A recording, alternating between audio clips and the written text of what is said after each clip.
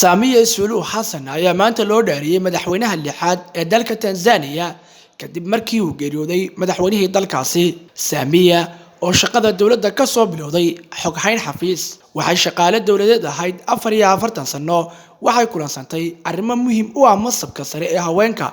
Waxay noqotay madaxweynihii ugu horeeyay ee Afrikaan ah isla markaasina haysata diinta Islaamka. qofkii ugu horeeyay oo dumar ah oo bariga Afrika ka qabta xafiiska fulinta ugu sareeya ee waddan laga qabto. Samia Hassan waxa dhaariyay xaakimka guud ee dalka Tanzania Ibrahim Juma.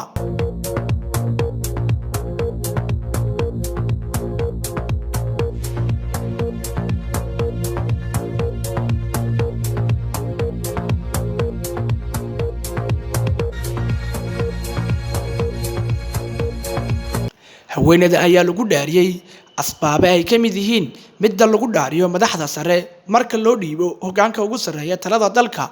haweeneydan ayaa ah mid qunyar socod ah waxaanay madaxweyne ku-xigeen u ahayd Magufuli tan iyo 2015. bulshada deegaanada Tanzania ayaa marwadan u yaqaana mid qunyar socod ah isla markaasina ka shaqeysa arrimaha danta guud.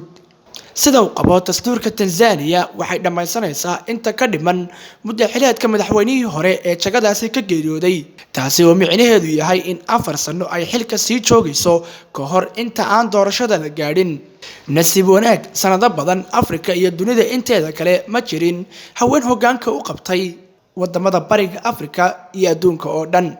talaabadan ayaa noqonaysa mid madaxweyne ku-xigeenkii hore ee dalka Tanzania ay ku noqotay madaxweynaha ugu sareeya ambaba jagada madaxtinimo ee dalkaasi.